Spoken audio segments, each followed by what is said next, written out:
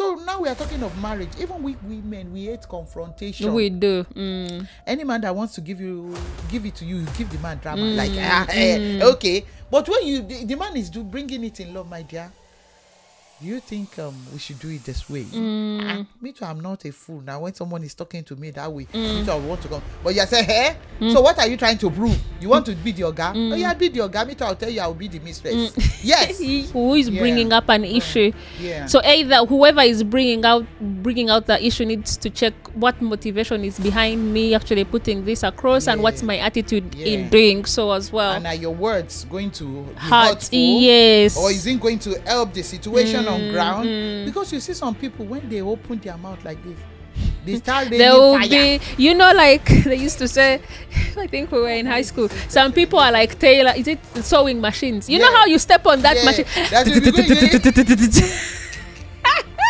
And there are some people that when they open their mouth, I had this friend, and when she opens her mouth, I'll say it's better you just take care. You don't cane. Cane in Africa, they used to smack children. I say it's better instead of you, because she will use her mouth to flog you. You know when someone speaks to you and you are crying like a baby, So are you, that confrontation, is it going to lead to hurtful words, or is it going to help the situation? And I think sometimes also during that confrontation you tend to divert, and instead of focusing on the problem, you're focusing on the past. And there is I remember there is this pastor Felix Adejomo, Funke Felix Adejomo. He said there are some couple that, okay, we are trying to resolve an issue now. You are still bringing the one from last year. She said the woman will be like, that was how in December 2021 on the 15th or during our anniversary, you did this to me. Oh, we are still trying to resolve this one. You are there just remembering past things. Learn to forgive and forget. Focus on facts. Yeah. What is true and what isn't. Yeah. And learn to forgive, because sometimes I think it was Lisa, I've forgotten her surname, but she says learning to forgive what you can't forget. That is because you. It's not easy to forget. Yeah, it is not easy to forget, and we are only humans, and we're not going to lie to ourselves. There are some conflicts that are very deep, very deep, and let us not lie to ourselves. Mostly in marriage, in relationships, and I've told you time and time again. Anyone with hair, any person, any human being with hair, please fear them. There are some people that are born. Fear them. Hair. Yes. They will put on wig. Okay, that's yeah.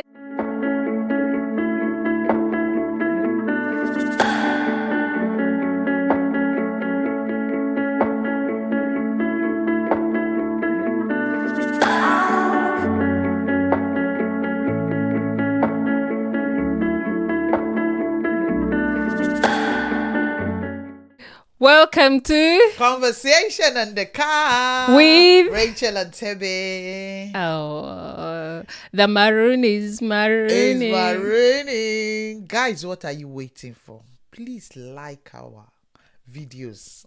Comment, share, subscribe. Please. And those that are liking and commenting, we are not taking you for granted. And giving us comments behind closed doors. Yes. Those reviews, yes. Those feedbacks, yeah. We don't take it lightly. Another day to be here, another day to be grateful for. To be here to discuss about relationships. Yeah, marriage. You know, we believe relationships. Boy girl relationship. Yeah. Man woman relationship. Yeah. How do you father and mother relationship. Or even sibling to sibling. Even colleague. Yes.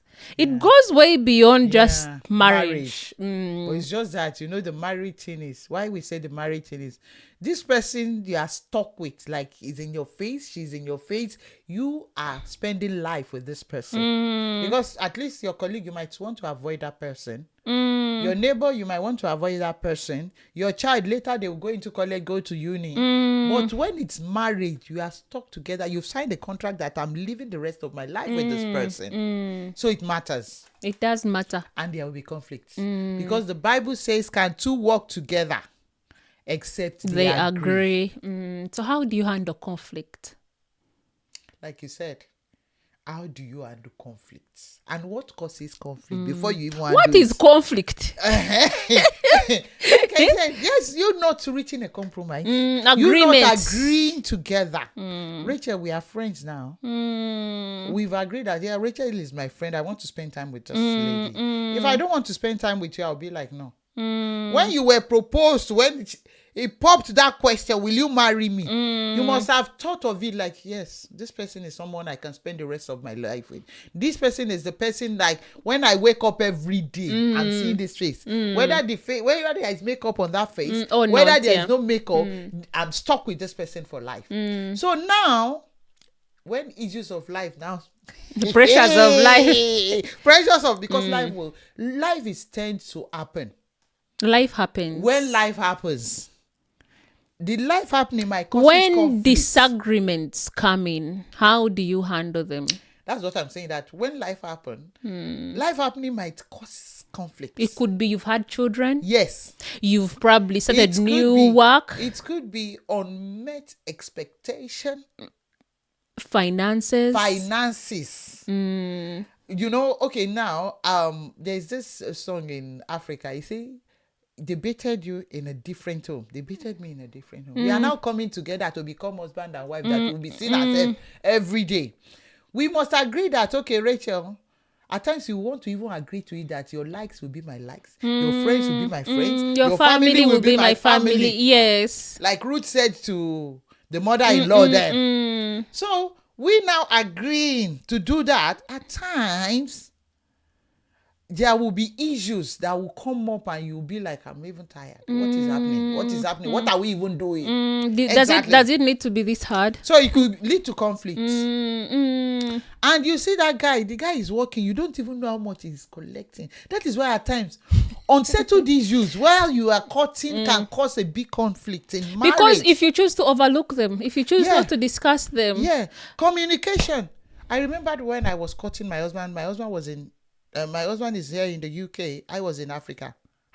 Because I don't know this man, someone introduced us. I had to ask. I asked all the questions. And my husband too, I thought I was the one that can talk. He asked all the questions because it's like this person, we told ourselves at first, are we ready to do this? We said, yes, we are ready to do this. Now, we now started asking questions. Okay, are you able to do this? Like, how many children are you willing to have? In finances, are we doing joint accounts? Or not? To that level. So now, we didn't now settle that. We now got into the marriage. When you now got into the marriage, my there is husband no now introduced joint account. I now said no. But we've settled it before we got into the marriage. That when we get into marriage, that alone can cause conflict. Like, why would you go into my finance? It's your expectations are not met Yes. at that point because you had agreed. Unmet expectation. How about in a situation of unreasonable expectation? You set an expectation for yourself. This guy is rich. He drives Range Rover. And you think at least in his saving he has like maybe 10,000 pounds resting there, you know, and you got into the marriage, you didn't know that the car is on finance. He's paying small. He's paying it by Klarna or Clearpay or paying, he's paying, unreasonable expectation. It could lead to conflict. Finances, children now came in. The number of children as well. There was this couple. They were, after they've gotten married, they now started cutting. I'm like, everybody was expecting them to get pregnant. He said, it's not like I can't get pregnant. We are using contraceptive because I want to enjoy my marriage first.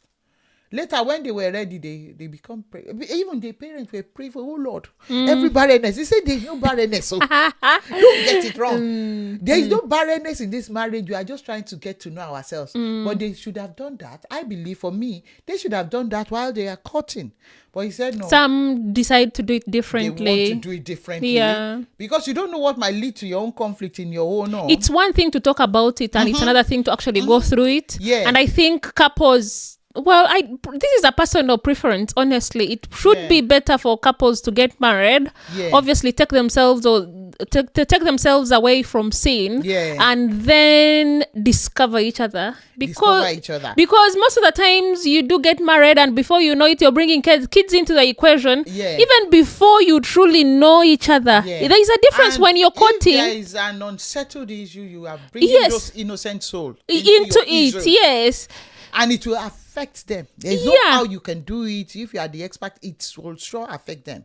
So I don't mind. I don't blame the lady that said they are just trying to cut each other. It depends on how you play your own ball game. It might be different from mine. Me, we've shorted my husband. We cut it for a whole year. And in that year, throughout the night we might not sleep. We will be there asking questions, talking about our future, how the future will look like, writing things down. Even the Bible says, write it down, run with it. I wrote a lot of things down that we're able to run with. That yes, this is how we are going to do it. How many children we are having, and But I think the issue of life, because me, I wanted 4 kids. In fact, I wanted 6. But when I tried 1, tried 2, tried 3, and I said, this thing can be overwhelming. I just changed my mind. Babe, come. Let's change that thing. Let's go back on the drawing board. Yeah, a lot of things can cause conflict. We were talking about the finance. Priorities. Career, money. Career is even a lot. Okay. In a situation whereby you are both career people, at the end of the day, one person has, we're talking about couple the other time, earlier this morning, that we said maybe it's the husband. One person, when the children start coming in, one person who is going to take the back shoulder and stay home and look after them. You don't want nannies to be raising your kids. So you have to just streamline it down. So maybe one person is dropping the job, or maybe one person is working remotely, or maybe one person is working part-time. I told you about a friend that said now she's going on part-time because she needs to know her kids. She said, they don't even know me. I need to know them. That's painful. Yeah. So all these issues, if they are not resolved, can cause conflict. And if there is no communication, it can cause conflict whereby you are bottling up stuff and all that. Yeah. So then how then do you decide to come out of it? That is the thing. Because, when there is a conflict somewhere, when you discover there is where I come from, they say, when you know where your problem is coming, then there is no more problem. Because, you know that this is the problem. Then face it. Let's acknowledge it, accept it, confront the issue. Knowing it, acknowledging it, accepting it. Do you want to adjust it? Do you want to break it down completely and rearrange it and rebuild it? What do you want to do? Yes. And so deal knowing with this it. is the problem and dealing with it. So knowing it and dealing with it. Where is this agreement coming from? And what are we going to do about it? Is it finances? What do we do with our finance? At least you had an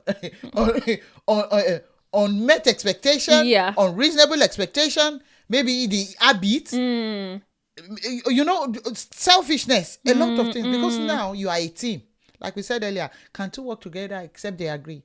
If you are being selfish in a marriage, it won't work. Because now you are a team. Especially when you are a man, you are carrying along your team, your wife, you are carrying your wife along, you are carrying your children along. You as a mother, you are the manager of the home. You are carrying your husband along. You are carrying to make sure you are giving them a safe environment, a safe space. Yeah, so you have to get your priorities right. Yeah. So getting rid of it, like we said earlier, acknowledging it, knowing it, when you know it, you'll be able to talk about it. Communicating and having it's even part of it. Taking away the selfishness from the equation is quite key. Exactly. Defeating the selfishness. You can't be selfish while you are carrying people sometimes along. We go along with this ego. Yes. And we're like, why are you saying that it's me?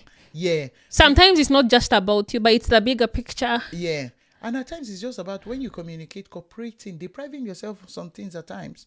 Just cooperating with whosoever you are, you are moving with, or whosoever you are doing this same business with. Like, okay, because even when you're in the business of life, you are doing your normal business and you have your co-workers, you have your staffs and all that. If there is conflict, you still need to resolve it. And sometimes you look at the bigger picture. Yes. Like that, we were talking about that instances of whereby both families are working. Yeah. The man and the wife are both working. Yeah. But then sometimes our men will think, this is from the African setting, that, I can't be looking after children. That is being selfish. It's being selfish. Because So if they are your children as well. Yes. A lady said something which ever since then I felt this peace of mind, because as an African mom, at times when now we are here, babe. It's our husband that are taking care of our children. Before I used to feel guilty, like, why would my husband be stressing, cooking, doing all sorts? But the babe said, It is children as well. Yeah. The babe said, let's not feel guilty whenever the men are taking care of the children, because it's their children as well. It's their own responsibility to take care of the kids as well. So you just want to just get your priorities right. I think with conflict is you just communicate it. And at times, if you think, because conflict can turn to something else. Because it is good to communicate, but then also in a family unit, you should be accepting to receive confrontation. Requires confrontation, Rachel. In fact, that confrontation part of it. Yes, because if it is me and you, and probably it is something that I've done, or you're trying to correct it. Yeah. Say you agreed on finances to have a joint account, Yeah. and now you don't want a joint account anymore. And I'm telling you, why is it that you don't want a joint account? You feel attacked. So are you willing to receive, to be confronted? Yeah, confrontation can come in different ways. Confrontation can lead to something else. It can lead to war. Yeah. Can lead to How understanding. Can even lead to fight. So when you are doing that confrontation, when you feel it's now confrontation, you have to be able to do it with a lot of patience. You have to be able to do it in love, in grace, in humility. As Africans, you are facing your husband and say, so how much are you handing that? Do it in respect. In respect, we are Africans. yes. And there is a place we come from, and even the Bible says submit. Women, submit to your husband. If you are not African men, their ego, you can't dash their ego. Like, no, you are doing it in love, because confrontation is a strong word. It is, yeah. It's a strong word. You can be confronting someone and it will be like, we're talking. What is your own? And yeah, or even you were talking about our colleague that some of the bosses, like the managers, they hate confrontation. At times they are doing something wrongly and you are confronting them. They will be like, yeah, where are you from? Yeah, what are you trying to prove? Yeah. Do you know more than I do? So now we are talking of marriage. Even we women, we hate confrontation. We do. Any man that wants to give it to you, you give the man drama. Like, okay. But when the man is bringing it in love, my dear, do you think we should do it this way? Me too, I'm not a fool. Now, when someone is talking to me that way, me too, I want to come. But you say, hey, so what are you trying to prove? You want to be the oga? Oh, yeah, be the oga. Me too, I'll tell you, I'll be the mistress. Yes. Yes. I've seen a lady that told the husband, if you want to give me, I come to this marriage for you to give me heaven. But if you want to give me hell, I will show you I'm even she called herself something. Queen, that's wicked. Queen Vashti. No. Who? Queen Jezebel. He said, I will tell you I'm the queen of hell. Queen Jezebel. So it is important to check your motivation behind the confrontation. Yes. Rachel. What is motivating you? What is pushing you to do what it is that you're doing? Yeah. Check your attitude. Check your attitude. Yeah. Because we women at times we get over ourselves. Like, the way he loves me. Yeah, he's not going to challenge whatever I'm saying. Whenever he challenges you, you just want to bring it down, come to his level. Especially what is most important to you. At times you just want to know, is this relationship important to me? When it's important to you, do you want this conflict to be resolved? Or you just, because it's easy for conflict to lead. And this also relates to men who are probably trying to confront their wives. So like vice versa. So you sometimes it is probably the women that are being checked, or the man is also being checked. So vice versa. Who is confronting? Who is bringing up an issue? Yeah. So either whoever is bringing out the issue needs to check what motivation is behind me actually putting this across, and what's my attitude in doing so as well. And are your words going to be hurtful? Yes. Or is it going to help the situation on ground? Because you see some people, when they open their mouth like this, they start There raining will fire. be, like they used to say, I think we were in high school. Some people are like tailor, is it sewing machines? You know how you step on that machine? That's what we're going. And then there are some people that when they open their mouth, I had this friend, and when she opens her mouth, I'll say it's better you just take cane. Cane in Africa that they used to smack children. I say it's better instead of you, because she will use her mouth to flog you. You know when someone speaks to you and you are crying like a baby, yeah.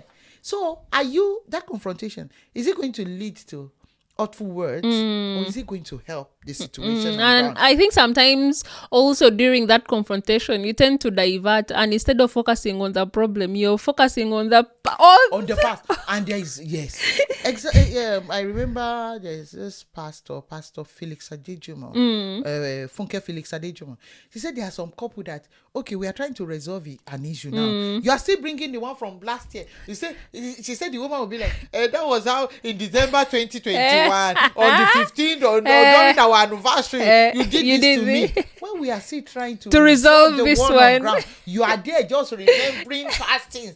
Learn to forgive and forget. Move on, yeah. Because with conflict, you need to forgive. Conflict can lead to fight. Conflict can lead to divorce. Conflict can lead to war. Can lead to separation. Focus on the problem at hand. Focus on the problem at hand and solve it and move on. Focus on facts. Yeah. What is true and what isn't. Yeah. And learn to forgive, because when there is conflict, definitely we must have hurt each other, either emotionally. We won't say physical, because the physical is the domestic violent side. So maybe emotionally we've hurt ourselves with words and all that. You have to learn to forgive. You said so to me and I don't like it. You have to learn to forgive and forget and move on. And move on. No, before you move on, you have to forget. No. Sometimes I think it was Lisa. I've forgotten her surname, but she says learning to forgive what you can't forget. That is because you. It's not easy to forget. Yeah, it is not easy to forget, and we are only humans, and we're not going to lie to ourselves. There are some conflicts that are very deep, very deep, and let us not lie to ourselves. Mostly in marriage, in relationships, and I've told you time and time again. Anyone with hair, any person, any human being with hair, please fear them. There are some people that are born. Fear them. Hair. Yes. They will put on wig. Yes. So learning to forgive what you can't forget. Remember, forgiveness is not actually for the other person. It's for your own good, to relieve yourself and let go. It doesn't mean that in situations there are some conflicts that you won't be able to resolve, but for you to be able to forgive. For you to be able to move on, you need to forgive. I think that's what leads to the blessing, returning insult for blessing. Yes. Simply because someone has done you harm doesn't mean that you need to fight. You don't pay. The Bible says don't pay evil. No. For evil. Yeah. And instead. And you sleep better at night. It is a lot with the conflict. One just need to, be conscious of it and be careful on how to handle it, especially when there are kids in it. Because when you bring in kids into it, you have to consider those ones, because they are just innocent. They are sitting in heaven jejely, and you are the one that brought them. So whatever you are doing, you use your head and know that these people are involved. I think we were talking about that issue of one of the reasons as to why there are conflicts in relationships is unmet expectations, and then we also touched about is it sexual compatibility? Yes. Whereby now some maybe women and men will be so much exposed to pornography, and they don't want to leave such vices. So you find that now that kind of conflict, how are you going to deal with it? Whereby someone intentionally doesn't want to change their ways, So it is quite a challenging. It is quite, and also in those times, yes, you do learn to forgive. You don't return with the bitterness. With the bitterness. And even when you're addressing it, you keep on facts. You don't say, "Oh, I forgave you the last time." Or going back into now you bring the issue of finance when you're trying to resolve another issue to do with children. Just keeping on contradicting yourself and diverting away from that problem. Because, in a relationship, conflict is meant to happen. Don't say, nobody's an expert. Nobody knows it all. Definitely there will be conflict. There will be issues that will come up that will just cause... You don't want to bottle it up. Resolve it and move on. Resolve it, forgive. Like you said, it's not easy to forget. It's not easy to, Or just receive the grace to just live life. Issues happen, but you don't want to dwell in it. You don't want to stay in it. I normally say forgiveness is not for the other person. It's for yourself. And myself too, I normally say, we don't, when issues of life happen, we conquer it and move on. We don't live here like, we are still here. Why are you there, dwelling there? You don't. You conquer this one, conquer this battle, and move on. Every day you wake up, there's a demon to fight. Like you say, so you ask yourself, what demon am I fighting with today? And what conflict am I fighting with today in this relationship? But the most important thing, like the Bible says, live at peace with all men. Live at peace with all men. Live at peace with your neighbors. Live at peace with your colleague. Because conflict happens at the place of work as well. But I think with the place of work, you just want to, if it's possible for you to avoid that kind of colleague that is causing conflict. Because issues happen. If you can avoid it, or if you feel you can resolve it, walk up to the person and communicate with the person that what is causing this conflict. Because, I normally say something, especially when you're working. That's why there is this work-life balance. We are at home. If we are not at home, you're at work. We spend most of our life at work and at home. So definitely you are working with some people there that has emotion, that have blood flowing through their veins. So when conflict happens too, you either want to resolve it, and if it's not, if it's not being resolved, try to avoid that person. And so far the person is not your boss. He's not the accountant. He's not. He's not disturbing your paycheck. So even if it's neighbor, you want to avoid that kind of neighbor. Yes, you have to avoid. I know, not that kind of neighbor you had that says knocking on the door because your baby is crying.